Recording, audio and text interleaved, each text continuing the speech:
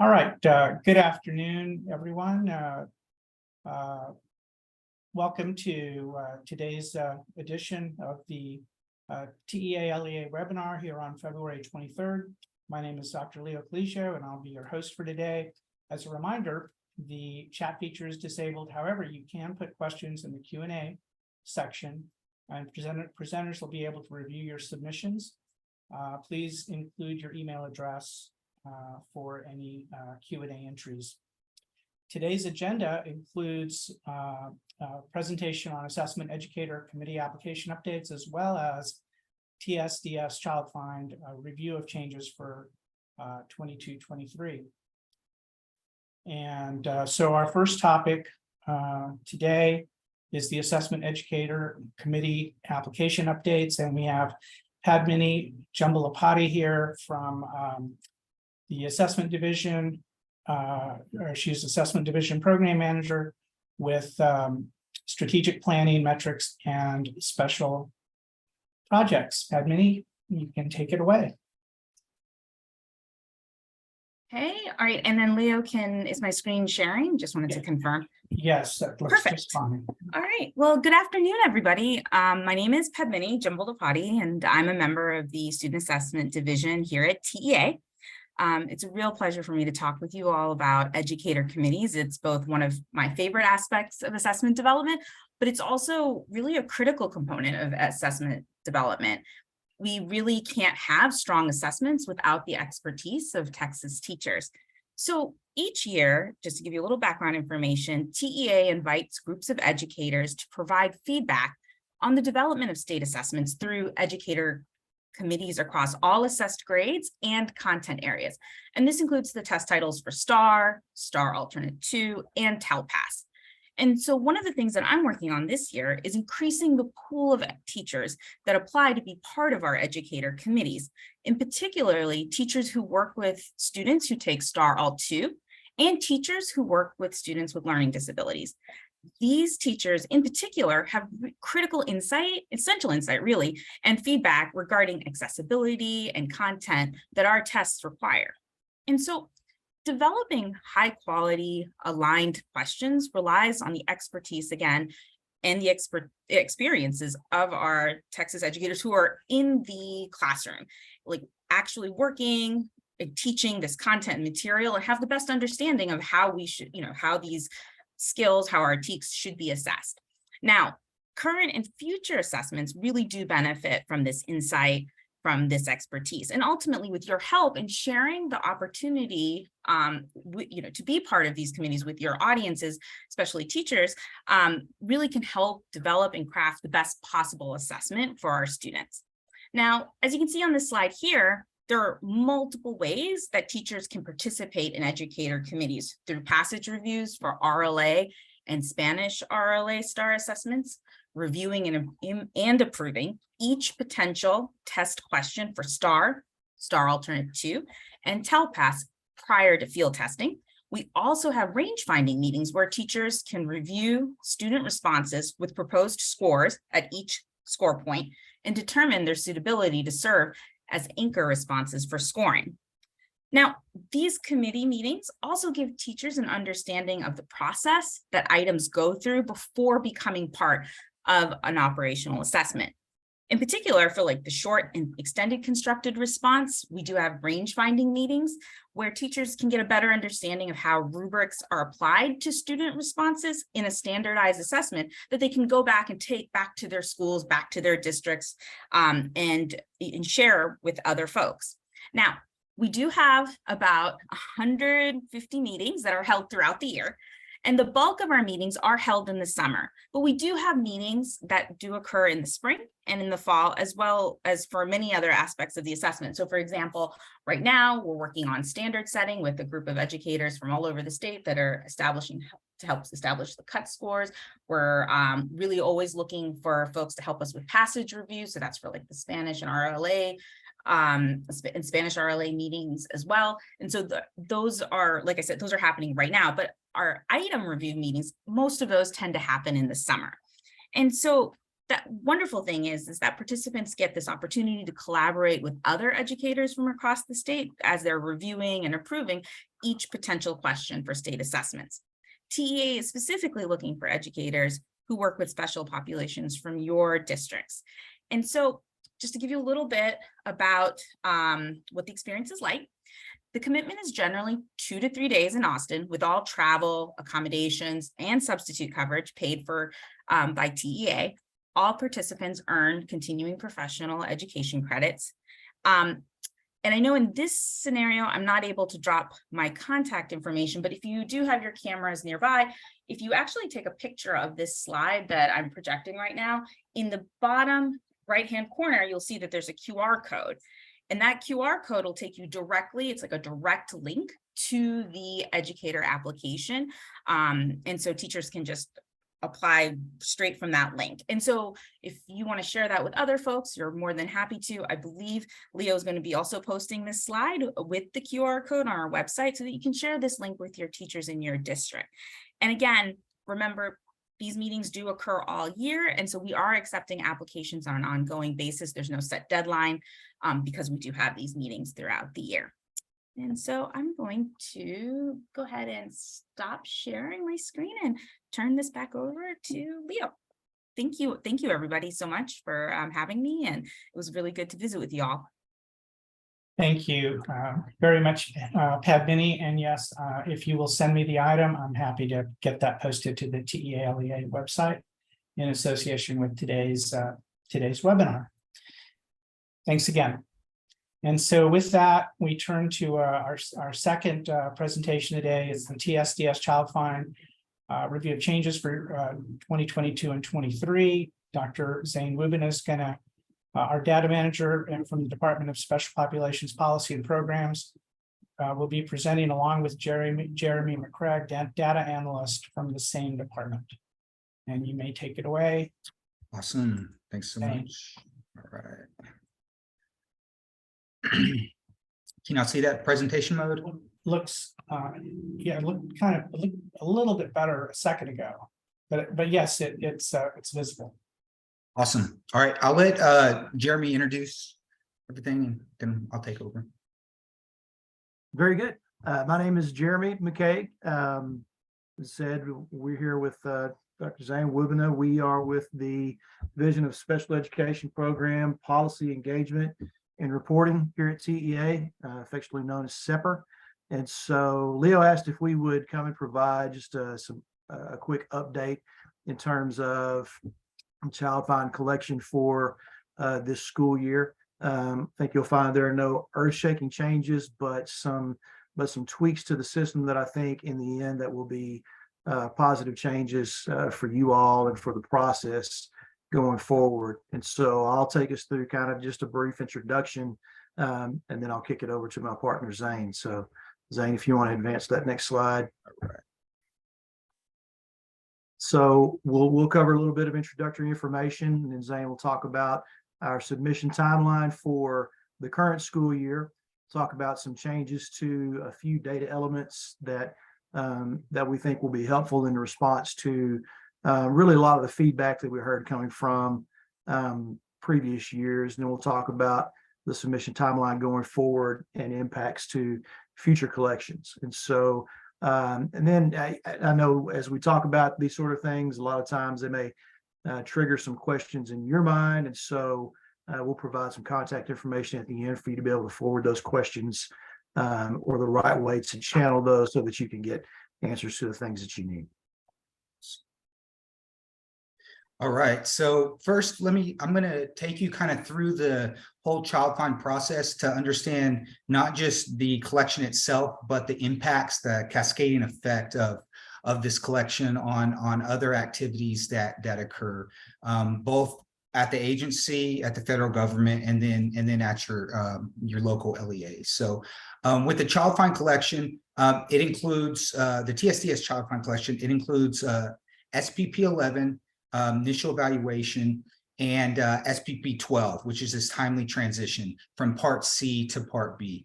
And the data collection for that all begins at the school with the children attending the district. I see child fine in terms of SPP 11 and 12 as being one of the most important aspects of special education, because without adherence to these timeframes, we don't have kids coming into special education. This door gets shut. So really adhering to these timeframes opens that door and helps kids who need support get the support they deserve. And so at the school level, this is where data are entered into the Student Information System, our SIS. Districts all throughout Texas, these are usually, the SIS are private vendors. We don't have control over them at the agency. And so updates, and TSDS does because annual updates about what changes, what's occurring, so that they can update their systems. We did have quite a few issues in just the first year, because this is a really big collection, complex collection. And so TSDS worked with vendors and also with our team to ensure that they had got those fixes into their student information system. But once the data are entered into that student information system, then they can start promoting and completing their submission to the TSDS Child Find collection. And all that data resides in TSDS. It's all submitted together. The way the system's designed, it doesn't parse out, this kid is going to be in 11, this kid's going to be in 12 at the beginning. It takes all of these inputs, and it uses a couple criteria to really parse out, okay, these kids are going to be included in the SPP 11, and these kids are going to be included in SPP 12. And to kind of understand that criteria, there's some very important data elements. One is the ECI effective date. This is the date that the child if the child received ECI services, early childhood intervention services, what is that date that child became eligible to start receiving those services? If that date is 90 days or more, and it's very important to pay attention to these comparison operators, because it's 90 days or more, then that child, from that child's third birthday, then that child is included in the SPP 12 compliance calculation. Children who are in ECI for fewer than 90 days, they get initially included in the overall count for SPP 12, but then these kids get subtracted out. They don't actually have their compliance calculated through SPP 12. They're included, but then they get subtracted out. And this is all outlined in the SPP APR measurement table that the federal government provides. Those kids then get pushed over into SPP 11. So they still have a compliance assessed, but it's not being assessed actually with SPP 12. And then the other criterion is having students who are ages 3 through 21 who not necessarily received ECI services, but are in public school, or they could be in a private school or being homeschooled, and they're going to be evaluated for special education services. And so those kids would be included in SPP 11. And then once the system takes those dates and parses which students are going to be in 11, included in the 11 indicator and the 12 indicator, then there's really two processes from there. There's a pre-clarification, and that's the initial submission that districts that we receive at the agency, that districts submit. That data are used by the agency to submit to the federal government. We have a February 1st deadline every year that we have to submit data for these two indicators and 15 other indicators. And so we submit that pre-clarification data to the federal government. Now, when we take that pre-clarification data and we analyze it at the district level, we then identify which districts had 100% compliance.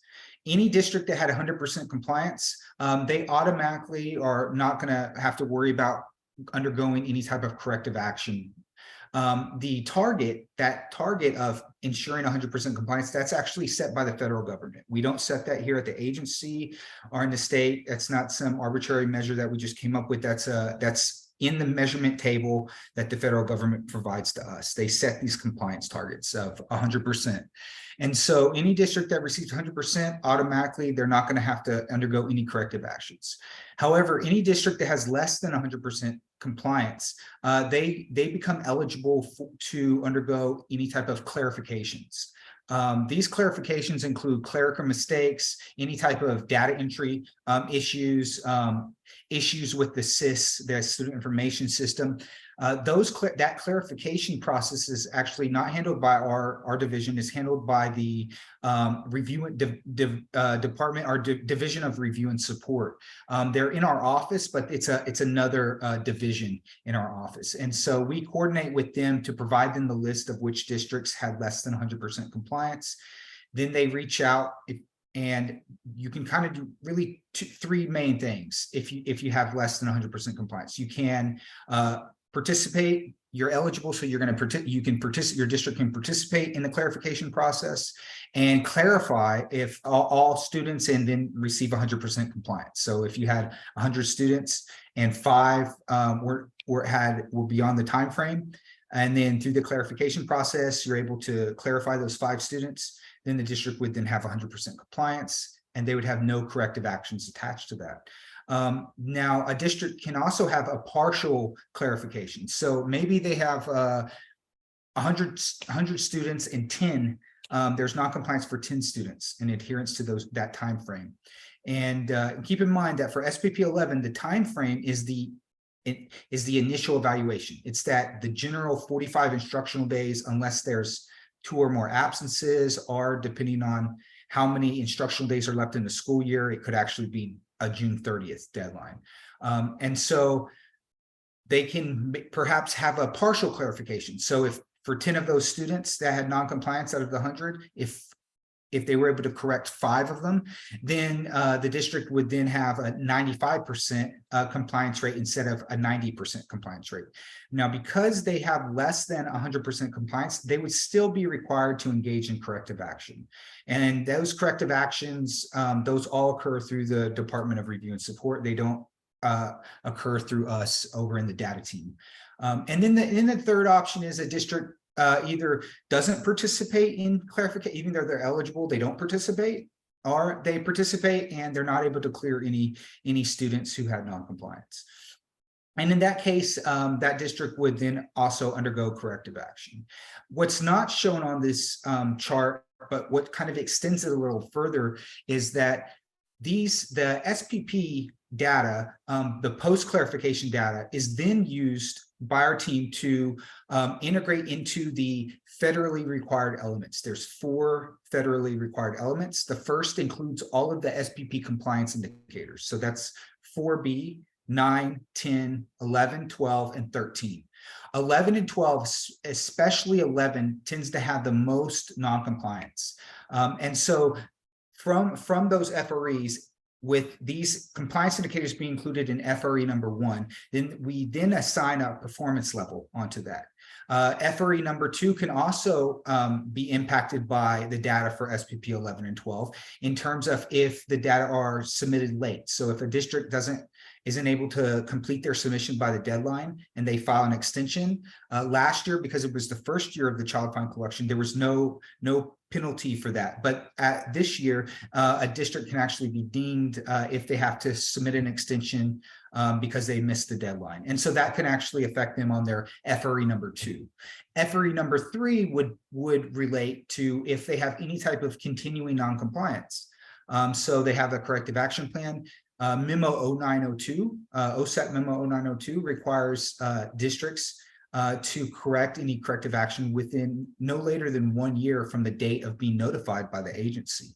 And so if that noncompliance is not corrected within that year timeframe, then that can also affect FRE number 3.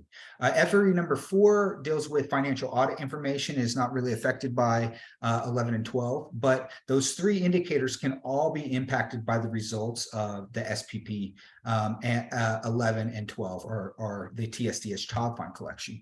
Then what happens is we take those FREs, we join them with our RDA data, our RDA SPED indicators that are assigned a performance level. And that's how districts then are assigned a determination level, one of 4 determination levels, which we're required to do annually by the federal government. Every district has a special education program. They have to receive some a determination, one of those 4 levels, meets requirements all the way up to needs substantial intervention. And then from there, there's different monitoring activities that then occur over with review and support, such as cyclical monitoring and then targeted monitoring. And the type of monitoring, whether it's a folder review or an on-site visit, depends on that determination level. And so you can kind of see that there's a cascading effect here, that what starts with the child in the school then affects not only what gets submitted to the federal government, what kind of corrective actions, but it also affects the determinations that are assigned to an actual school district. So the big process, very important. And I'm biased, of course, because I've been working on this child find collection for 2.5, almost 3 years now. But I'm gonna go on. Okay, so this timeline is the current timeline. As I said, we're in our 2nd year of the child find collection. And so this is for the 22-23 school year. The collection, child find data, districts submit data for the child find collection from July 1st, 2022, all the way up to June 30th, 2023. And they're going to submit data for any child that has received the parental consent and then has a completed eligibility determination date. One thing to keep in mind is the eligibility determination date. That is not necessarily that the child's going to receive eligible or not eligible for special education services. That eligibility date just means, hey, we had an ARD and we determined whether or not the child's going to receive special education services or not. That's that 30-day time frame above and beyond that 45 instructional day time frame. And so any child that has that completed eligibility determination can be included in this current year's child find collection from the July 1st to June 30th. Now, on August 1st, that's when TSDS became open for districts to start loading their data. And then on September 12th, later in September, in the month of September 12th, we actually put out a TAA, a to the administrator address letter, and just kind of alerting to ESCs and LEAs that, hey, we have the child find collection. It's in the 2nd year. You can start promoting your data for it, and here's the timeline. And so we really highly strongly encourage districts to start promoting their data as soon as possible.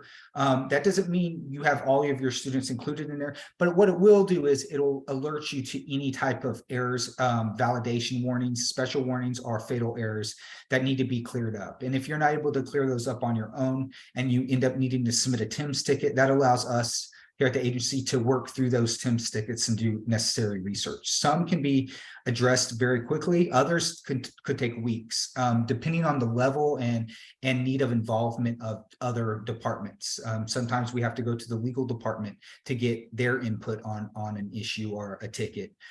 What we handle usually is the measurement aspect. So then if there's more of a policy aspect to this, then we also have to reach out to the policy and program area to get some feedback from them on what's occurring. So there's a lot of coordination that has to occur, and that can draw out that process. And that's why we strongly encourage start promoting that data as soon as possible. Now on May 15th, districts can start completing your data submissions. One caveat to this is that the June 30th deadline that a child may require in their initial evaluation to be completed by June 30th. Now, in and of itself, that would not affect this, but oftentimes what we found is districts who have to complete that initial evaluation by June 30th, they go ahead and get that initial evaluation done, and then they do that eligibility determination all before that June 30th deadline. So if it's after May 15th and that occurs, you really want to make sure that you're tracking all of this, because that child would also need to be included in the child find submission, because that eligibility determination date was between the July 1st, 2022 to June 30th, 2023. And then we have on July 27th, that's when districts, that's the deadline, and districts have to complete their data submission, their child find data submission by this date. It's 11:59 p.m. on July 27th. So given that there's that June 30th caveat, we really suggest districts start to try to complete their data submissions as early in July as possible. And very similar to before, if there are any validation fatal errors which will prevent the district from completing their submission, and they're not able to clear them themselves, then they can reach out, submit a TIMS ticket, and get those cleared up. But it's very important because especially this year we have many changes that maybe were special warnings last year. This year, they're going to be fatal errors. And really, those changes occur because we're trying to improve the quality of the data that we're getting. Once the quality of that data is improved, we can analyze it, be more confident in what it's telling us, what knowledge is telling us, and then we raise that up to our leadership and make decisions that then can affect kids back at the school. Allocation of resources, different types of technical assistance, and whatnot. And then after that deadline, districts can still submit an extension, but on August 10th, that's when the actual child find data become available to us, to the data team. We take that data, we analyze it, aggregate it up to the district level, and then that's where we provide review and support a list of which districts had less than 100% compliance and which ones had 100% compliance and aren't going to be eligible to participate in that clarification process. So one of the big changes from last year to this year is not only did we have this new child find collection, but we received tons of feedback from the field, from LEAs, from SPED directors at ESCs, internally at the agency. Over 600 TIMS tickets were submitted, hundreds of emails to me, Donna Holmes, Tammy Piercy, who recently retired. We received a lot, and then into technical assistance, Dawn, lots of feedback from the field on not only things that went well, but things that didn't go so well. And that information is very important because we're not claiming to have a perfect system. We're claiming to take that information, we make changes based on it, based on that feedback, to improve the overall system and really to drive efficiency and effectiveness for you at the local district.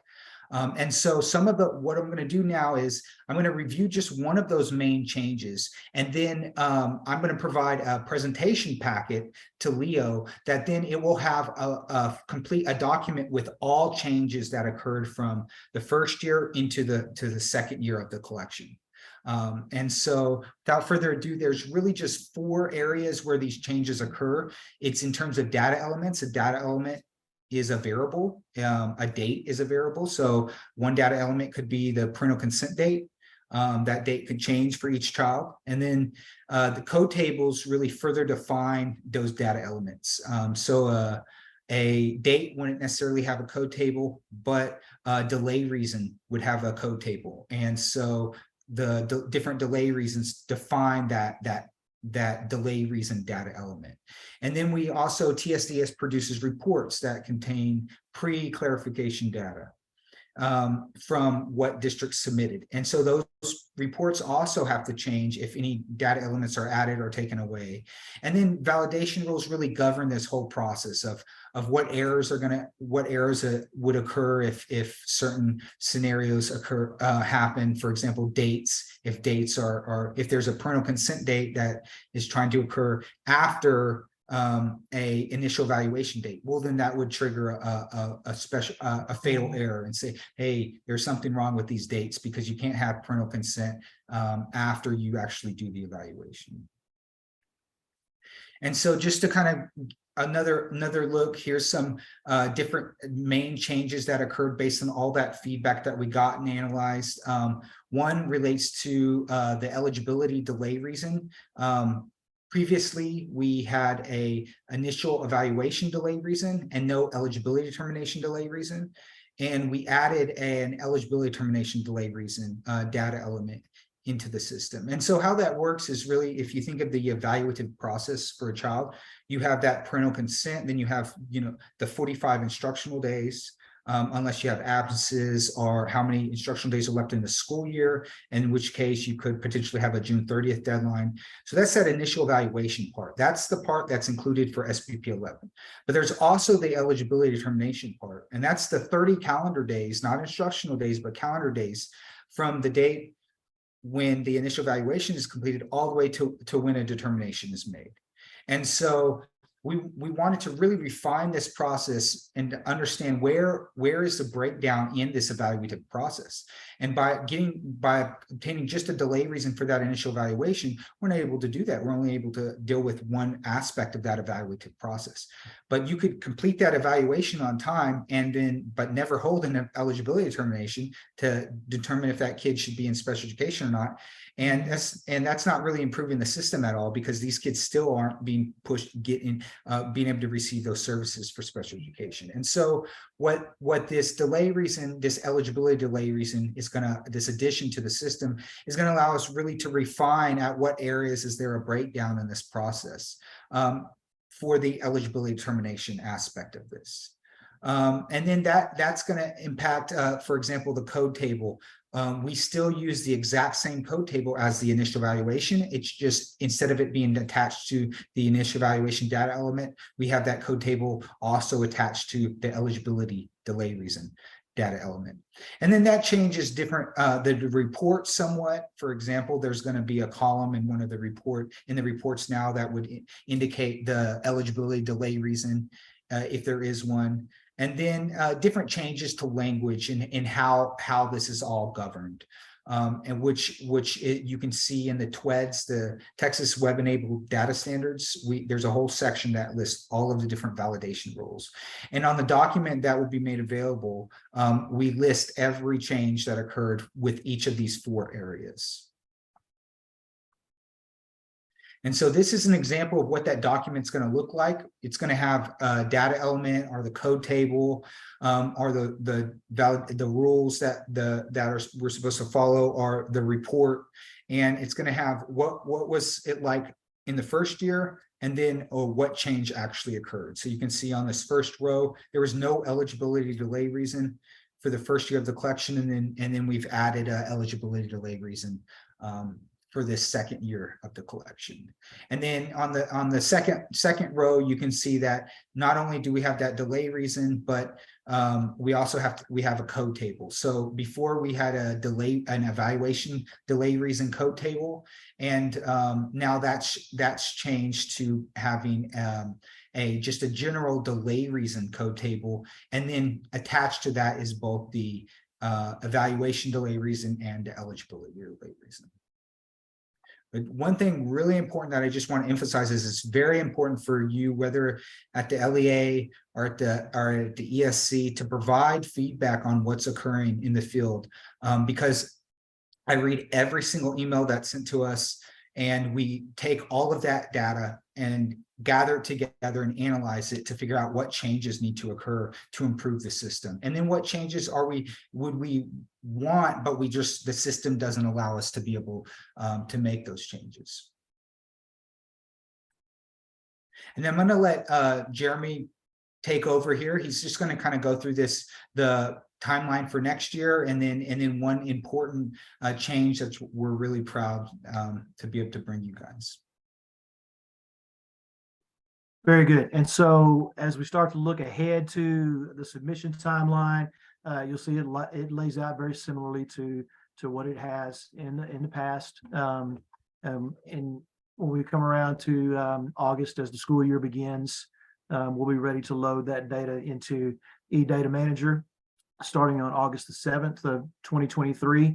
And then around that first week of September 11th, the Child Find application will be ready there for you to begin promoting your data, and to begin to do that on a rolling basis as those children are processed and evaluated and eligibility determinations are made. Again, in May 20th, 2024, the Child Find application will be ready for users to go ahead and start completing that information, again, remembering that you may complete those that have already completed the process, but also keep in mind that students that are in process subsequent to May 20th and before June 30th will still need to be completed in the system. And so again, the due date here in July 25th of 24, that's when your child find submission data will be due. So very, very important date. And I'd reiterate what Zane said before. Try to work proactively as best you can. I recall one of the earlier presentations that I'd seen as I joined the agency. Zane presented a very good visual of the number of submissions as they came in throughout the year. And there was a very large spike right there just prior to the July deadline. And so it will give you the best opportunity to be able to clarify and head off any problems going into the monitoring process. And so there, here on August 8th, coming into the next year, is when our child find data will be available to customers. And so this last piece, this is a really, I think, significant improvement to the system overall. As we think about that early childhood transition and the handoff of a young person from those Part C services, from an ECI provider into LEA services under Part B, one of the common refrains that Zane and the team were hearing from feedback from LEAs all over the state is that it was very, very difficult sometimes to have that key piece of information in terms of when that student was determined to be eligible for early childhood intervention services under Part C with that ECI provider. And those providers were frequently not providing that date of eligibility, that effective date. And as we think about the funnel that moves students into that SPPI 12 indicator, the key piece of information is when did they begin those services, and was it 90 days prior to the child's third birthday, to know whether or not that student would be included in SPP 12. And so Zane and others here in the agency were able to bring some key stakeholders to the table. Texas Education Agency operates under an MOU with the Commission for Health and Human Services in Texas to administer these ECI programs. And that MOU governs the requirements that are related to those programs. And so we were able to go to them and say, hey, this is a really key piece of information that is needed by our LEAs. It impacts compliance, non-compliance status. It impacts the LEA. It impacts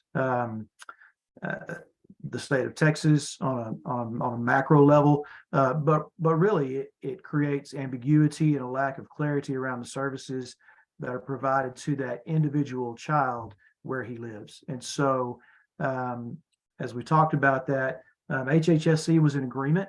Felt like that was a very important key piece of information that was needing to be provided. And so they've agreed to alter that MOU to reflect that requirement for ECI providers. And so there's a memo that's gone out, and then even a clarification memo for that just last month in January.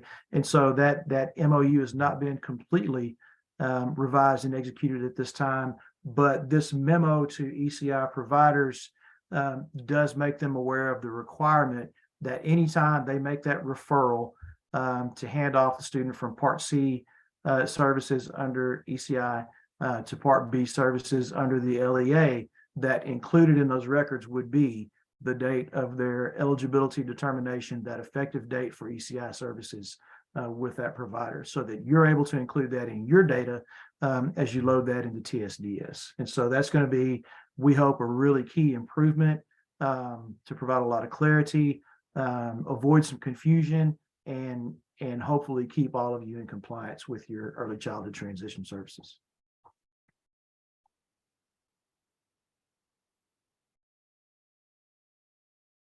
And so here's our email. We know that there are always questions, there are always tricky situations that come up in regard to just the individual unique circumstances that arise as you work through the process with any given student, family, issues of, consents and eligibility, dates and calendars, all of the various data elements that do go into these two indicators. And so if you have any specific questions, feel free, send those over to our email. Also, within TSDS, you can always submit that TIMS ticket. That'll be routed to the appropriate personnel as well, and hopefully get those answers back to you as soon as possible. Zane? All right. Well, thank you so much. Really appreciate it. Thanks for allowing us to share changes for the TSDS Child Find collection. Like I said before, this collection is really close to my heart, and as being very close to my heart, I really appreciate any critical feedback that you can provide about the system, things that are working, things that are not working, because that's how we can improve this process. Really appreciate it. Thank you so much. Thanks, Jeremy. Okay, with that, thank you so much, Zane and Jeremy, for presenting, all of our presenters and our audience today. Just a quick reminder that these items will be posted or can be posted to the TEA LEA website in the next few days, few business days, and our next TEA LEA webinar will be on March 9th. And with that, our meeting closes. Thank you so much for attending. Thank you.